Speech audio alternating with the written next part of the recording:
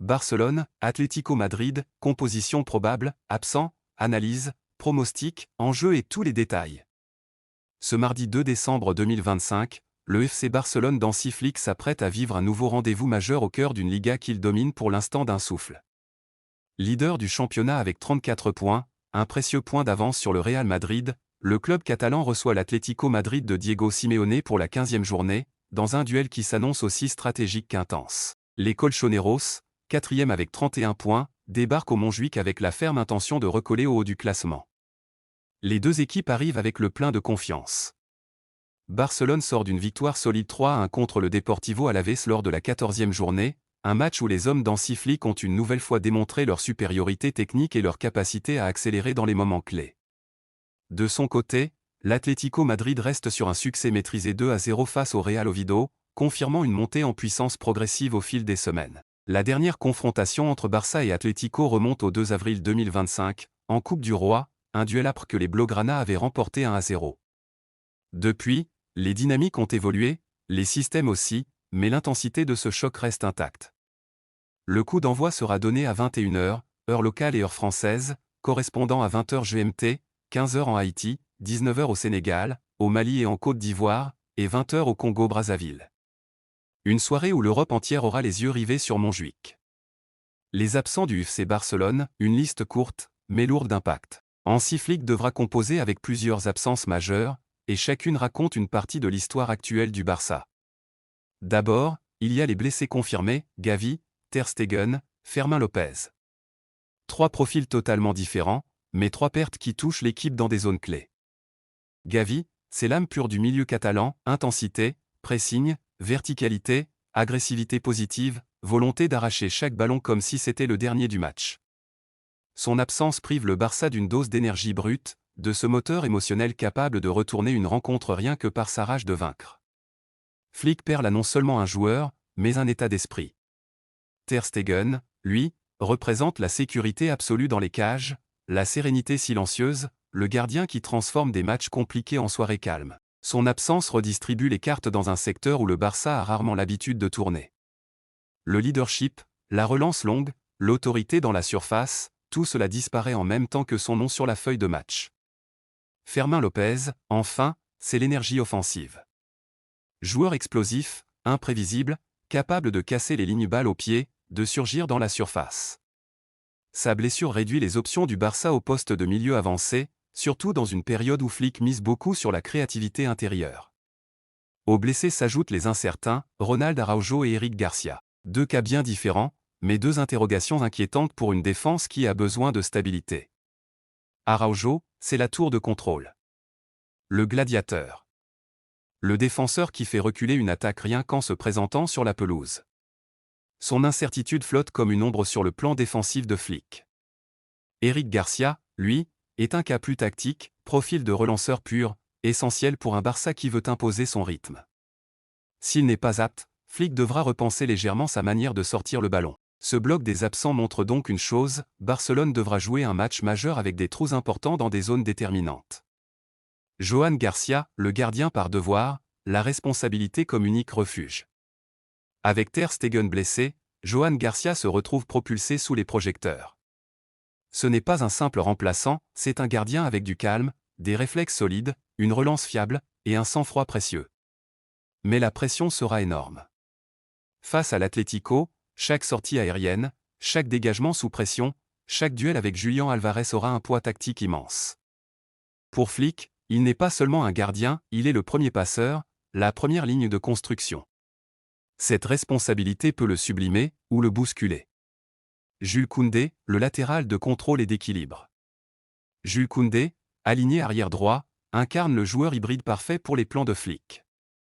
Latéral défensif, quasi-stopper par séquence, troisième central dans la relance à 3, son rôle ne se limite jamais à une simple mission de couloir. Dans un match face à l'Atlético, son duel avec Alejandro Baena, joueur rusé et technique, sera l'un des carrefours tactiques de la soirée.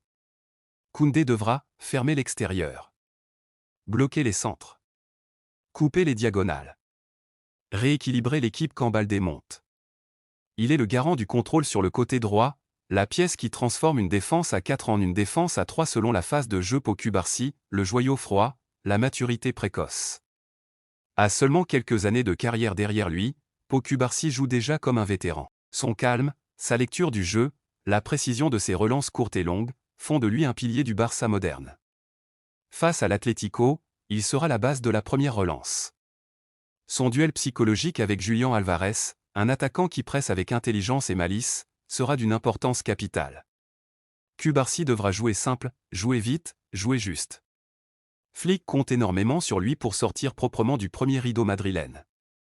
Éric Garcia, si apte, le relanceur, si incertain, le point d'interrogation. Si Éric Garcia tient sa place, alors Flick retrouvera un joueur capable de casser les lignes par la passe, d'accélérer la relance, d'apporter une dimension méthodique depuis l'axe gauche. Dans un 4-2-3-1, il est essentiel dans les circuits courts avec Baldé, De Jong et Pedri. Mais son incertitude pèse, physiquement fragile ces dernières semaines, il pourrait manquer cette rencontre, ce qui ouvrirait un vide tactique et obligerait Flick à réorganiser l'équilibre défensif. Toute la structure dépendra de sa présence ou non. Alejandro Baldé, vitesse, percussion, verticalité totale. Alejandro Baldé, c'est le couloir gauche en éruption permanente. Sa vitesse, sa capacité à dépasser les lignes en un sprint, son agressivité offensive, tout cela transforme le Barça. Face à un Atlético qui aime défendre bas et resserrer, ses montées seront précieuses. Il devra étirer le bloc madrilène, créer des espaces intérieurs pour Pedri, Olmo ou Rafinha, et forcer Molina à défendre plutôt qu'attaquer. Son influence dépassera sa simple zone. Il peut ouvrir des brèches dans la structure défensive de Simeone. Frenkie de Jong, le régulateur suprême. Dans un 4-2-3-1 dans Flick, Frenkie de Jong n'est pas juste un milieu défensif, il est la respiration de l'équipe. Il ralentit quand il faut, accélère quand il faut, dribble sous pression, transporte le ballon, structure les phases offensives. Contre l'Atlético, il devra affronter un milieu agressif, Koke, Gallagher, Barrios, que des joueurs qui courent, pressent et mordent. De Jong sera la première clé pour sortir du pressing et contrôler le tempo. Si Frenkie gagne son duel, le Barça contrôle le match. S'il le perd, Flick perd la maîtrise. Pedri, la connexion créative, le cerveau du jeu intérieur. À côté de Jong, Pedri aura une mission essentielle, organiser, relier, ouvrir les angles de passe, casser les lignes par sa zone tibio-tarsienne, sa vision et son sens du timing. Pedri contre le bloc de Simeone, c'est un duel d'idées. Le jeu extérieur dynamique, Baldé ou Rafinha, dépendra des orientations courtes de Pedri. Le jeu intérieur, Olmo ou Lewandowski, dépendra de ses transmissions millimétrées. Pedri est la clé qui transforme une attaque en transition en attaque posée. Lamine Yamal, l'inspiration permanente, l'imprévisible. Lamine Yamal, sur l'aile droite, est devenu l'un des joueurs les plus dangereux et décisifs du Barça. À 18 ans, il joue déjà comme un franchise player. Face à Ruggieri ou à Baena selon les phases, il aura un rôle immense, casser le bloc, provoquer, déséquilibrer, forcer Simeone à tirer son équipe vers le côté droit pour éviter les duels isolés. Chaque prise de balle peut devenir une action dangereuse. Il oblige l'adversaire à reculer. Il ouvre des espaces pour Koundé et Pedri. Lamine, dans ce système, est l'étincelle. Dani Olmo, le meneur central, l'homme entre les lignes. Positionné comme milieu offensif central, Dani Olmo est la pièce créative que Flick place dans les zones les plus difficiles. Entre les lignes, au milieu des milieux madrilènes, il devra constamment trouver Lewandowski. Combiner avec Pedri. Renverser vers Rafinha. Attirer les milieux adverses pour libérer De Jong. Olmo joue entre les ombres et la lumière. Dans un match serré, c'est souvent lui qui trouve la passe qui change tout. Rafinha, l'aile gauche, le travailleur, le déstabilisateur. Rafinha, aligné côté gauche, donne au Barça un profil de dribbleur agressif, travailleur, puissant. Face à Nahuel Molina, un latéral qui aime monter, il devra faire un double travail, défendre les montées et attaquer les espaces derrière. Le duel Rafinha-Molina est l'un des plus explosifs du match. Rafinha devra attaquer la profondeur. Repiquer pour frapper. Combiner avec Baldé. Offrir une issue offensive à Pedri. C'est un joueur qui vit pour casser les défenses en 1 contre 1. Robert Lewandowski, le point de fixation, l'homme des grands matchs. En pointe, Lewandowski reste la référence. Moins explosif qu'avant, mais toujours aussi intelligent, toujours aussi clinique, toujours aussi décisif dans les matchs de haute tension. Face à Jiménez et Anco, il devra tenir le ballon, servir de relais, peser sur la défense, offrir des solutions dans les centres de Baldé et Raphinha. Lewandowski dans ce type de match, c'est une bataille d'expérience. Il sait comment bouger un bloc bas, comment attirer un défenseur pour libérer un espace pour Olmo ou Raphinha. Analyse générale, un Barça fluide, technique, mais exposé. Cette probable composition dans 6 flics dessine une équipe, technique dans l'axe, Pedri de Jong ou Olmo. Déséquilibrante sur les ailes, Lamine Raphinha au Baldé.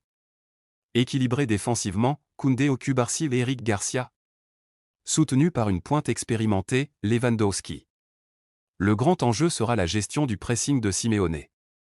Le Barça devra sortir proprement, éviter les pertes dans l'axe, contrôler les transitions. Si Pedri et De Jong dominent Gallagher et Barrios, Barça aura le match en main. Si Lamine et Raphinha gagnent leur duel, Atlético sera obligé de reculer. Si Lewandowski fixe bien, Olmo deviendra dangereux. C'est un Barça cohérent, ambitieux, mais dépendant de sa capacité à imposer son rythme dans un match où chaque détail comptera. Les absents de l'Atlético Madrid, un vide symbolique, un doute tactique. Diego Simeone arrive à Barcelone avec une équipe forte, disciplinée, compacte, mais amputée d'un joueur qui change énormément la structure du 4-1-4-1, Marcos Llorente, blessé. Ce n'est pas un joueur quelconque. C'est l'un des moteurs hybrides les plus précieux du système colchonero, milieu, piston, relayeur, coureur infatigable, homme de transition. Sans lui, Simeone perd, un joueur capable de briser la pression d'un dribble. Un milieu qui s'insère dans la surface. Un joueur qui double les courses offensives. Une menace dans le demi-espace droit. Sa blessure force l'Atlético à réinventer une partie de sa mécanique. À cela s'ajoute une incertitude majeure, Robin Lenormand.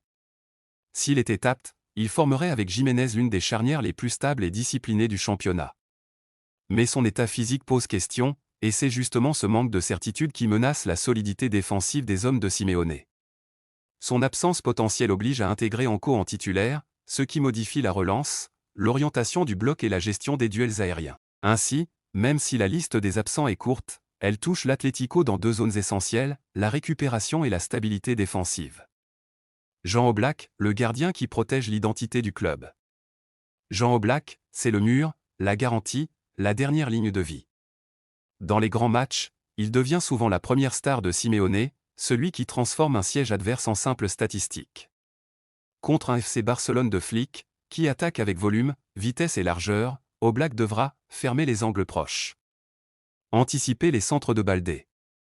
Contrôler les frappes croisées de Raphinha. Rester impassible face aux tentatives intérieures d'Olmo. Gérer les têtes et déviations de Lewandowski. Son rôle dépasse la simple protection de la cage, il organise, il commande, il structure la ligne défensive. Simeone sait que pour survivre au Montjuïc, Oblak devra être immense. Nahuel Molina, intensité, transition et zone piège.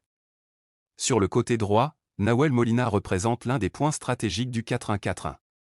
Latéral agressif, énergique, discipliné, il est aussi l'un des joueurs que Simeone utilise pour casser les transitions adverses. Face à Raphinha et Baldé, la mission sera titanesque, contenir la vitesse.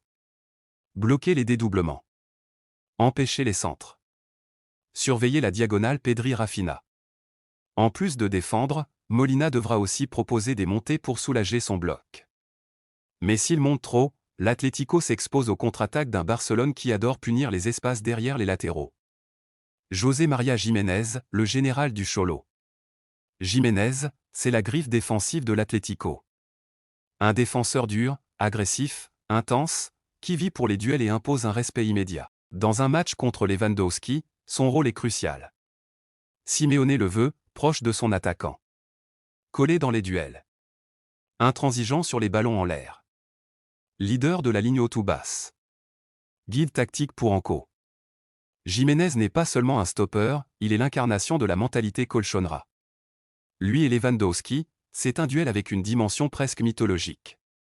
David Anco, le central de contrôle, la relance moderne. Si le Normand est incertain, c'est David Anco qui sera le deuxième central. Un profil moderne, bon relanceur, physique, intelligent dans les placements, fort dans les duels à l'épaule.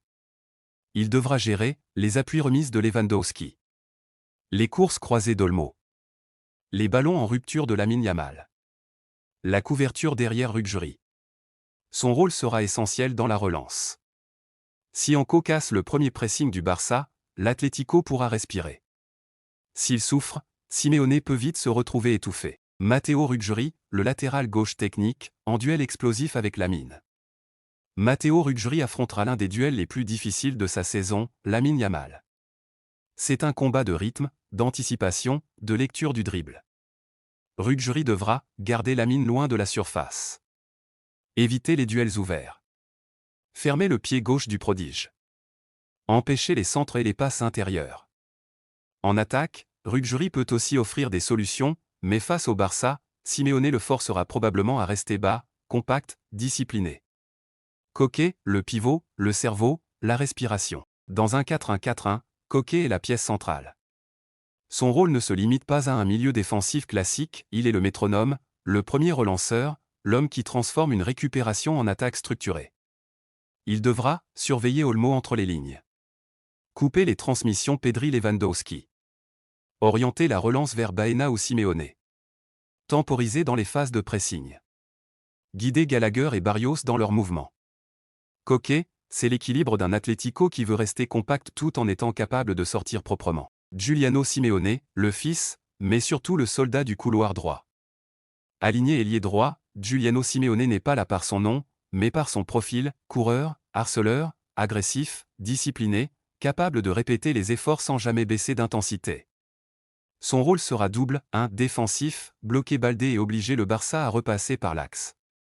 2. Offensif, attaquer l'espace derrière Baldé pour lancer des contre-attaques rapides.